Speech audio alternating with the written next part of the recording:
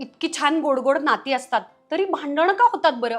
आई वडील भाऊ बहीण मित्रमैत्रिणी आणि सगळ्यात महत्वाचं गर्लफ्रेंड बॉयफ्रेंड रोमॅन्टिक पार्टनर किंवा नवरा बायको. त्याचं कारण कदाचित त्यांची प्रेमाची भाषा वेगळी असू शकते. येस, 5 प्रेमाच्या भाषा असतात. त्याच्यामुळे एकमेकांना एकमेकांची भाषा कळतच नाहीये का? मग तुमची भाषा कोणती असेल? तुमच्या पार्टनरची भाषा कशी ओळखायची हे तुम्हाला कळणार आहे. म्हणूनच व्हिडिओ शेवटपर्यंत बघायचा. आणि सगळ्यात महत्वाचं,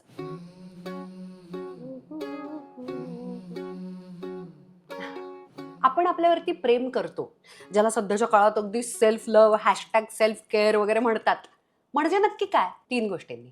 आपण आपल्याशी कसे बोलतो, खूप महत्वाचं आहे की बोलता बोलता आपण आपला अपमान करतो का? दुसऱ्यांच्या समोर असेल, आरशामध्ये असेल, आपल्या आपल्यामध्ये असेल, मनातल्या मनात चाललेला तो संवाद. परंतु आपण आपल्याला जर कमी लेखत असू, मी म्हणते सगळ्यांच्या 4 चौघात सुद्धा बऱ्याचदा कुणीतरी आपलं कौतुक केलं तर थँक्यू म्हणून आपल्याला तोंड बंद सुद्धा करता येत नाही. नाही नाही, स्वस्तच आहे, ते रस्त्यावरून घेतलंय. कशाला? कशाला? आपल्याला जर कोणी कौतुकानं प्रशंसा करत असेल तर तो मान घेता पण आला पाहिजे. तो संवाद आणि ते शब्द स्वतःविषयीचे अतिशय महत्वाचे आहेत. दुसरं, आपण आपल्याला प्रश्न विचारायला हवा, how we treat our self. त्याचं कारण असं, आपण जगाला खूप मान देतो, जगाला खूप छान वागवतो. आपण रिस्पेक्टफुली स्वतःच्या तब्येतीची, बॉडीची, वेळेची, सगळ्याची कदर राखतो का? आपण ठरवलेले नियम, आपण ठरवलेल्या सवयी, संकल्प या तडीस नेणं, शेवटपर्यंत त्या गोष्टी पाळणं, हा सुद्धा सेल्फ लव्हचाच प्रकार आहे. आपण आपल्यावरती प्रेम करत असू तर आपण आपल्याला मान देतो आणि आपण आपली काळजी घेत राहतो. इतरांना आपण आपल्याशी कसे वागू देतो, दुसरे आपल्याला कसे वागवतात याच्यावरती सुद्धा आपला कंट्रोल असतो. 2 गोष्टींनी. आपण इतरांना मान देतोय, सन्मान देतोय, खूप छान त्यांच्याशी वागतोय म्हटल्यानंतर रिटर्नमध्ये पण आपल्याला तीच अपेक्षा असते. परंतु ते नाही मिळाल्यानंतर सहन करत राहणे म्हणजे काय? तर people are letting you down, तरी त्या नात्यामध्ये राहायचं. स्वतःकडे वेळ नाही, स्वतःची एनर्जी ही अतिशय विचित्र लोकांच्या वरती घालवणं, एक्स्ट्रीम पीपल प्लीजिंग करणं, ही सगळी लक्षणं स्वतःवरती प्रेम न करण्याची आहेत.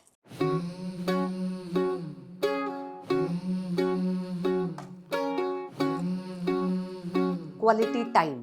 दुसऱ्यांनी आपल्याला क्वालिटी टाइम द्यावा किंवा तुम्ही त्यांना क्वालिटी टाइम देऊन माझं तुझ्यावर प्रेम आहे हे सगळं व्यक्त करण्याच्या आधी स्वतःवरती प्रेम करताना हा क्वालिटी टाइम आपण आपल्याला देणं खूप गरजेचं आहे. यासाठी जर्नलिंग असू शकतं, सेल्फ पॅम्परिंग असू शकतं, स्वतःच्या आवडीच्या रेस्टॉरंटमध्ये खायला जाऊन स्वतःबरोबर डेटला जाणं असू शकतं, अगदी सोलो ट्रिप सुद्धा असू शकते. आणि तिथून येताना छान छान मेमरीज तुम्ही स्वतःसाठी तयार करू शकता. तो आणि स्वतःला आय लव्ह यू म्हणण्याजोगच आहे ना ते. खरं तर सेल्फ लव्हची जर्नी सगळ्यात आधी सेल्फ एक्सेप्टन्सनं सुरू होते. आधी आपण आपल्याला स्वीकारलं पाहिजे. सगळ्यात महत्त्वाचं, आपण जसे आहोत तसे आपण आपल्याला स्वीकारलं पाहिजे. त्याची लाजही वाटता कामा नये. त्याच्यासाठी आपण आपल्याला आपला अनादर पण करता कामा नये. हे बुवा आपण असे आहोत. अशा पद्धतीनं आधी आपण आपल्याला जेव्हा स्वीकारतो ना, तेव्हा खूप मायेनं तिथून पुढे प्रगतीचा, प्रयत्नांचा, की बाबा नाही आपलं वजन तसं. परंतु आपण जाडेच आहोत, आपण घाणच आहोत, म्हणून आपल्यावरती कोणी प्रेम करत नाही, म्हणून तुझं तसंच होणार आहे. हे जे घाणेरडा टॉक आहे ना, तो नाही करायला पाहिजे. आणि तशीच वागणूक स्वतःला, मग आणि आळशी व्हायचं, मग आणि शिस्तीनं काहीच प्रयत्न करायचं नाही. या सगळ्याच्या आधी येतो, आपण हे असे आहोत, आपण स्वीकारूयात. आयुष्यात काही 4 गोष्टी चुकल्यात, आपण मागे राहिलेलो आहोत, हे आपलं सगळं फसलेलं आहे, आपण हरलेलो आहोत. मग आता काय करू शकतो? आपण स्वीकारूयात. स्वीकारलं की प्रेम वाटतं, माया वाटते. आणि एकदा स्वीकार झाला की त्याच्या अधिष्ठानावरती, त्या बेसवरती आपल्याला पुढचे प्रयत्न करता येतात. मग पुढचा असा प्रश्न येतो की स्वतःला स्वीकारायचं कसं? आता आपण सगळ्यात आधी स्वतःची ओळख करून घ्यायची. किती वेळ आपण मोबाईलवरती असतो, दुसऱ्यांचं म्हणणं ऐकत असतो.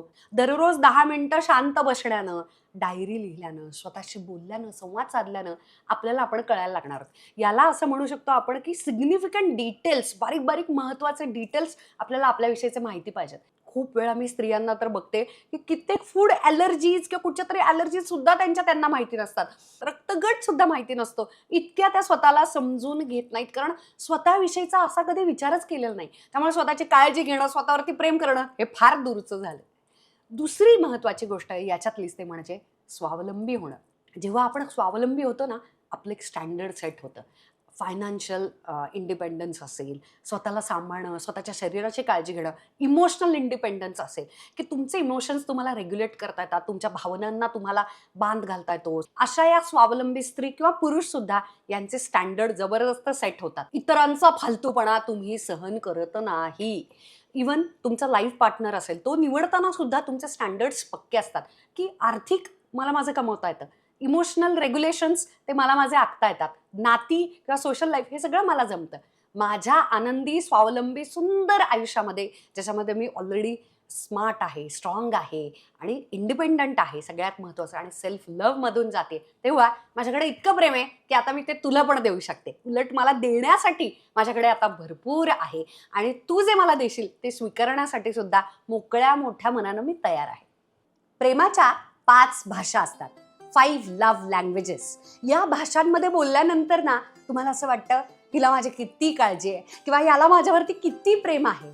आणि म्हणूनच आपण आपल्या पार्टनरची पण भाषा शिकतो किंवा आपल्या प्रेमाच्या सगळ्या माणसांची, सगळ्याच नात्यांची जेव्हा त्यांची प्रेमाची भाषा शिकतो तेव्हा आपल्याला त्यांच्या भाषेत आय लव्ह यू म्हणता येतं. त्या भाषा कोणत्या? Acts of service, words of affirmation, quality time, receiving gifts, physical touch. Words of affirmation, प्रेमाचे शब्द, प्रशंसेचे शब्द, कौतुकाचे शब्द, प्रोत्साहनाचे शब्द, हे सगळे जे शब्द आहेत ना, हे या लोकांच्यासाठी प्रचंड महत्त्वाचे असतात, ज्यांची ही लव्ह लँग्वेज असते. त्यांच्यासाठी महागाचे गिफ्ट्स दिलेत, येऊन त्यांना जवळ घेतलं, तर ही त्यांची भाषाच नाही आहे ना प्रेमाची. त्याच्याऐवजी एखादं वाक्य, की किती करतेस तू आमच्यासाठी, छान केलेलं सा तू हे. तिला तुम्ही तिथे किचनमध्ये मदत करणं अपेक्षितच नाहीये. ती तुमच्यासाठी आणि पंचपक्वान्न बनवेल. ते एक वाक्य, तेवढे ते 4 शब्द तिला इतका इतका तिचा जीव मोठा करून टाकणार होता. It's like I love you. तर दॅट्स माय लव्ह लँग्वेज, असं मी माझं निरीक्षण केलं. आणि मी ज्यांच्यावरती प्रेम करते ना, मला असं वाटतं की त्यांना मी काय काय बोलू आणि त्यात किती छान वाटेल आणि खूप छान माझे सगळे शब्द त्यांना मिळू देत आणि त्यांना असं खूप असं गुदगुल्या होऊ देत, असं मला वाटत असतं. अजून एक रिसर्च असं सांगतो की प्रत्येकाची लव्ह लँग्वेज प्रायमरी एक तर निघतेच, पण एखादी सेकंडरी पण असते. याला थोडंसं आपण एक गिव्हिंग आणि रिसिव्हिंग असं सुद्धा म्हणू शकतो. त्यामुळे वर्ड्स ऑफ अफर्मेशन ही जरी माझी प्रायमरी म्हणजे मुख्यतः माझी ही प्रेमाची भाषा असली, तरी दुसरी माझी जी प्रेमाची भाषा आहे ती ॲक्ट ऑफ सर्व्हिस आहे. माझ्यासाठी जर कोणी काहीतरी छोटंसं जरी केलं ना, तरी माझ्या ते खूप लक्षात राहतं आणि मला असं माझं मन भरवून येतं, मला खूप कृतज्ञता वाटते. क्वालिटी टाईम ही ज्यांची प्रेमाची भाषा असते त्यांना तुमचा फक्त वेळ अपेक्षित आहे, तुमचं अनडिवायडेड अटेन्शन अपेक्षित आहे. कुणीतरी समोरचा तुमच्याशी बोलतोय आणि तुम्ही मात्र हां ओ हां काय काय म्हणत होतास, हे त्यांना अजिबात आवडत नाही. तुमचं संपूर्ण लक्ष त्यांच्याकडे असावं असं त्यांना वाटतं. बऱ्याचदा खूप सारं बोललंच पाहिजे असं पण त्यांना अपेक्षित नाही. फक्त तुम्ही त्यांच्या आसपास असणं, म्हणजे या लोकांना आहे ना, एखाद्याचा प्रेझेन्सच नाही आहे किंवा घरातच कोणी नाही, तर ते प्रचंड मिस करतात त्या व्यक्तीला. म्हणजे त्यांना असं चुकल्यासारखं वाटतं, जीव घाबरा होतो. त्यांच्या प्रेमाच्या व्यक्ती त्यांच्या आसपास असणं त्यांना खूप खूप खूप महत्त्वाचं असतं. समजा तुमच्या पार्टनरची ही जर लव्ह लँग्वेज असेल क्वालिटी टाईम, तर तुम्ही त्यांना विचारायला पाहिजे की अशी कोणती गोष्ट आहे की जी तुला करावीशी वाटते, मी तुझ्यासाठी वेळ काढलेला आहे. कुठची पण एक कृती करू शकता तुम्ही, किंवा मला काही करायचं नाही, मला तुझ्याबरोबर फक्त आजचा दिवस घालवायचा. आपल्या रोजचं जे असतं ते सुट्टी काढ, तू माझ्याबरोबर तू थांब. अशा पद्धतीनं तुम्ही त्यांना विचारा की तुमच्यासाठी क्वालिटी टाईम म्हणजे मी काय करणं अपेक्षित आहे. म्हणजे त्यांना तुम्ही त्यांची दखलच घेत नाही आहात किंवा तुम्ही त्यांच्यावरती प्रेमच नाही करत आहात असं नाही वाटतं. रिसिव्हिंग गिफ्ट्स ही ज्यांची प्रेमाची भाषा असते ना, या लोकांना गिफ्ट्स द्यायला पण आवडतात आणि घ्यायला पण आवडतात. खूप लोकांना असं वाटू शकतं की ही गोष्ट खूप सुपरफिशियल आहे का, शॅलो आहे का, पण तसं नाही आहे बरं का. गिफ्ट किती किमतीचं आहे हे अजिबात महत्त्वाचं नाही. हे गिफ्ट देताना तुम्ही त्यांचा विचार केला, हा त्यांच्यासाठी सगळ्यात महत्त्वाचा मुद्दा आहे. हँडमेड गिफ्ट्स, त्याच्यानंतर छोटासा गजरा, फुलं. तू तेव्हा बोललेलीस की तुला असं काहीतरी पाहिजे, म्हणून एखादा छोटासा पेन, ते लक्षात ठेवलं कोणीतरी, कधीचा कुठला तरी संवाद, कुठची तरी आशा, इच्छा बोलून दाखवलेली, न चुकता न विसरता तुम्ही त्यांचा तिकडे विचार केलात. त्याच्यामुळे अक्षरशः एखादं पोस्ट कार्ड, पत्र, फ्रीज मॅग्नेट सुद्धा त्यांना असं एखादा डायमंडचा सेट दिल्यासारखं या लोकांना वाटतं आणि त्या गिफ्टला ते चेरिश करतात. त्यांना ते महत्त्व देऊन त्यांचा तुम्ही विचार केला आणि मग ती वस्तू घेतली, हे त्यांच्यासाठी प्रचंड महत्त्वाचं ठरतं. खरं तर तुमचं पण माझ्यावरती प्रेम असेल, थोडंसं का होईना, तर चॅनलला सबस्क्राईब करा ना. नुसते येऊन व्हिडिओ पाहतात, सबस्क्राईब करत नाही तो. आणि दुसऱ्यांना पण शेअर करा. आणि सगळ्यात महत्त्वाचं, पूर्ण व्हिडिओ पाहिल्यानंतर तुम्हाला जर असं वाटलं की माझी ही लव्ह लँग्वेज आहे, तर मला ते जाणून घ्यायला खूप आवडेल. तुमच्या प्रेमाची भाषा कमेंट बॉक्समध्ये मला कळवा. ॲक्ट ऑफ सर्व्हिस म्हणजेच कृतिशील प्रेम. म्हणजे सगळा शब्दबंबाळ एका बाजूला, महागाचे गिफ्ट्स एका बाजूला, क्वालिटी टाइम जस्ट एकत्र सतत असतो ते पण एका बाजूला.